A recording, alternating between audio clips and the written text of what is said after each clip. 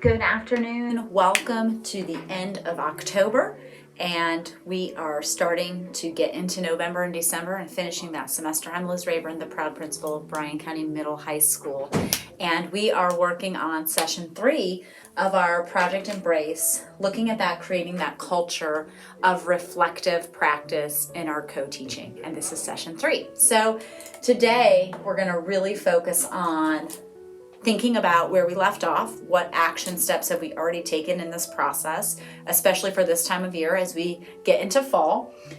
What does a PLC look like that is really utilizing and embedding those coaching practices? So what should you be doing in your PLC? What can you be doing in your PLC? And how can you be reflective about the things and the work that's going on in there?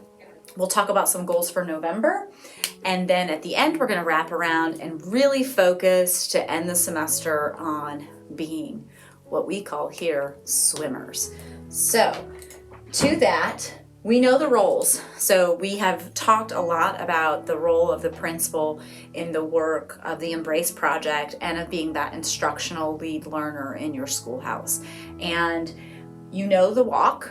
You do it all the time. It's reflective in your actions. Visibility, right, is still key. So we're still thinking about those basic principles that are core to really moving that ship forward when we're looking at instructional design, co-teaching, and raising achievement for all of our kids. But now comes the fun part, right? This is where we're actually working with our coaches, being a coach ourselves, and coaching them up.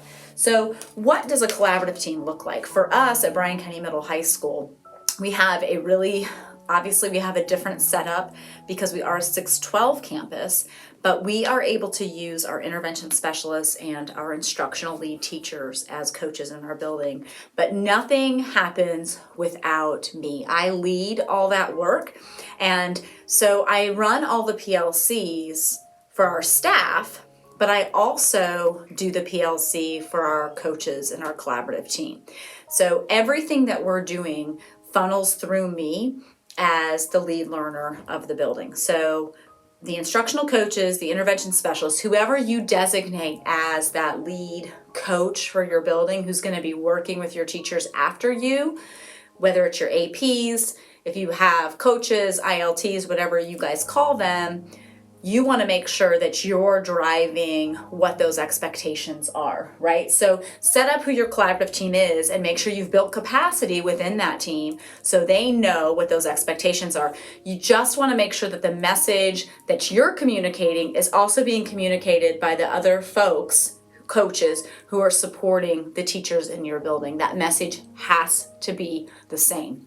So for example, for us here, things that are moral imperatives for me, non-negotiables, are learning targets. And I want every learning target in our learning spaces to have a no and a do, right? So it needs to say, scholars will be able to do something in order to know something, or know something in order to do something. That is the expectation here. So our coaches, they need to know that that's the expectation here, and then they need to be able to coach that up and work within those PLC teams to make sure that our teachers know that that's the expectation. So how we think, what we do, what scholars do, and what scholars learn are our 4 core questions in our PLC. Even when we're just looking at instructional practice and we're being reflective about our practice, we're still always focused on those things. PLCs are very short. They are 30 minutes. It is very important to us that that structure of the PLC is very intentional and very well planned, because we are very, I would say, concerned about the time that our teachers are spending on additional things. We want to make sure that their time is valuable. We want to make sure that we are using their time in the best way, and that 30 minutes is kind of that sweet spot for us where we can get them in, look at what we're doing. They always know ahead of time, we're going to talk about that in a minute, what the goal is for the PLC and what the expectations are for what they need to bring. And then we go ahead and get started on that. And we do everything in a 2-week cycle goal. So for us, we split up lower school and upper school. Our lower school is 6, 7, and 8. Our upper school is 9 through 12.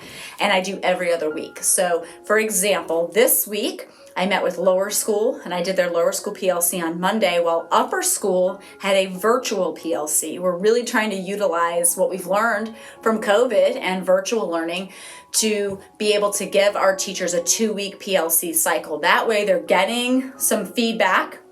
They're being able to think and be reflective about something. And then they've got 2 weeks to implement that before they bring it back so we can look at it and look at the return on our investment. So we've talked already about that PLC cycle that we use in our coaching. So we build awareness, we've talked about that, working with intentionality, we talked about that in our last session, making sure that proper planning prevents that poor performance. And today we're focused on assessing the impact. We're also going to then talk in our next session about being reflective and how you need to go back and recalibrate and continue that cycle. You want to make sure that you can sustain it. But assessing our impact really comes from giving teachers the time to work with the coach and to be reflective and think in that PLC. So that's where we want to make sure that we're all, what we say, rowing the boat together and in the same direction. That PLC time gives us time as teachers together to make sure everybody is moving in the right direction and they're rowing the boat in the right direction. So effective coaches really help us do that. This is some pictures from our room. We call it the strategy room, and that's where all of our PLC happens, in the strategy room with myself, coaches, and our APs. And so you can see we've got our learning goals up. Right now we're focusing on some work of John Hattie. That has been a core focus for us for about 5 years now.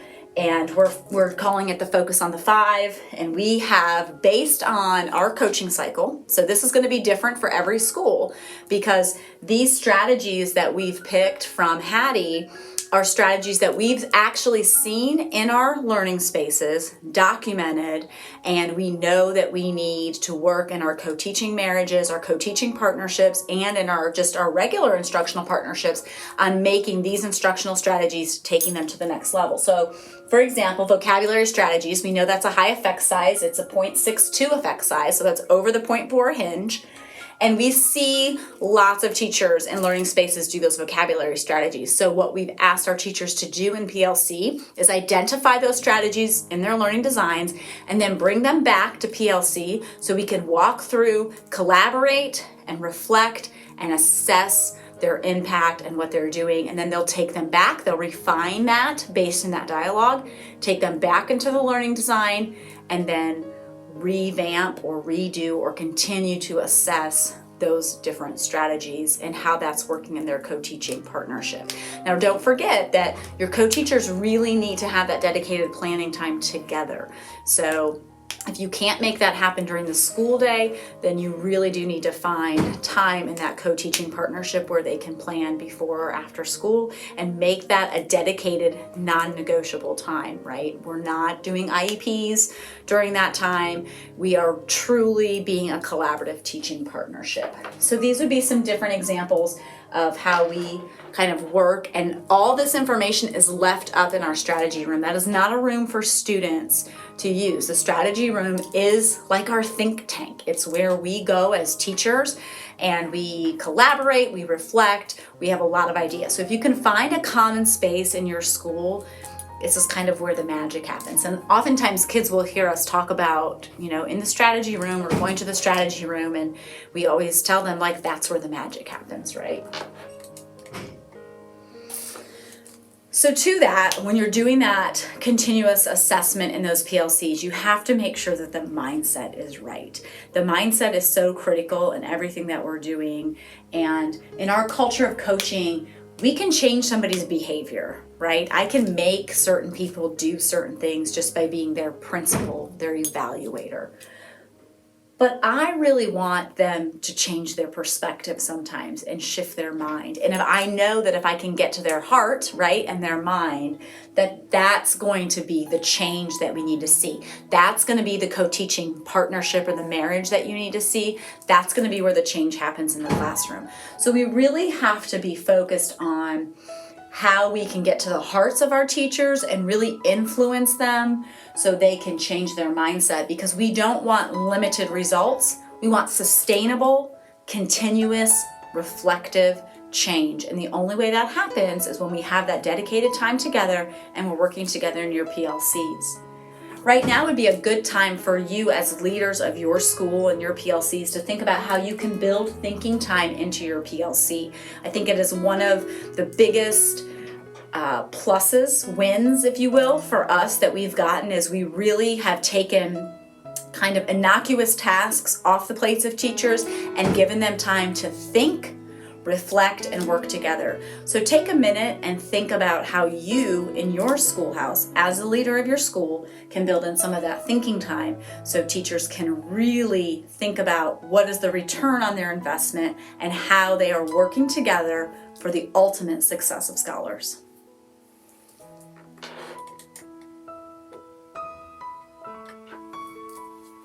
After you've done that, you know that this is the process that we really are focused on in this project. So you know the plan that your school has, you know that the staff, you've done the roles. By this time, we're in the fall, people know their roles. The principal sets the tone. I cannot stress how critical that is. Visibility, the expectations come from the principal. It's always modeled and up in the strategy room. These are the expectations. Everybody's speaking the same language, all really critical components when you're looking at that emBRACE project.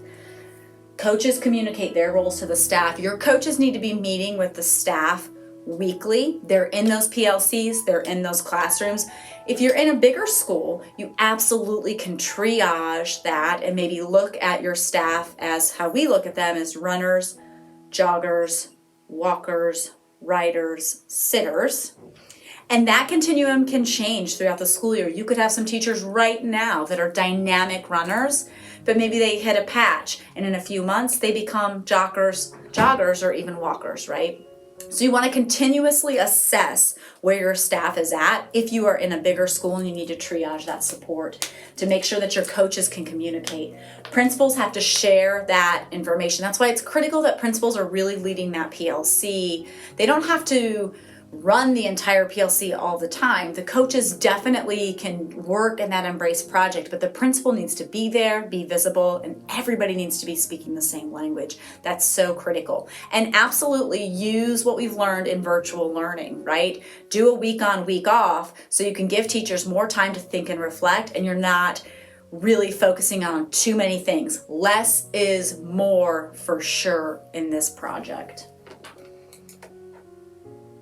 So for the next month, as we are getting closer to wrapping up a semester, we want to have some really great data to look at so you can start January off strong. So for November, my suggestion and what we're going to be doing here at Bryan County Middle High is continuing to go into learning spaces and taking what I call low inference scripting. So I simply go into the classrooms, I'm looking for the learning designs, I'm looking for the instructional strategy because that's our focus, and I'm looking to see how the two co-teachers are working together. So I'm looking for just 3 basic things. I script that out, and then I make a T-chart. So then after I've collected all my data, maybe I'll do classrooms for 5 days, I collect all my data, and then I put that all in a T-chart, and then I start to kind of shift the information, and then I plan my PLC work around the data. That's why PLCs need to be super individual. When you're looking at doing a PLC that's going to raise student achievement from a coaching perspective, from achievement, and from a co-teaching perspective, you've got to use your data from your school. No book study is going to give that to you. You've got to get into classrooms. You need to low inference script what you're seeing, make the T-chart, and then begin to decide how you're going to communicate that information to the PLC and to your coaches. And then you're gonna inspect what you are expecting, right? If you are saying, like I am saying, these are non-negotiables for me with co-teaching. These two things must happen. Collaborative planning between the special education teacher and the general education teacher have to happen. Then I'm expecting that to happen and I'm inspecting that. So I'm making sure that if it's not happening, we are figuring out the root cause of why it's not happening. It's not a gotcha. It's a let's support each other and collaborate to fix something so we can make it better for kids. And then set the 2-week goals. I highly recommend doing the 2-week goals because it really gives teachers time to think, reflect, try, fail most likely, until they try again and find something that's successful for them. So that's what I have for you guys for this month. I hope that you are finding this work rewarding and exciting. And anytime that you want to come over to Bryan County Middle High School, we would love to invite you into our learning spaces or our PLCs. We are not perfect, but we are absolutely dedicated to continuous success for our co-teachers and for our scholars each and every day. So have a great PLC.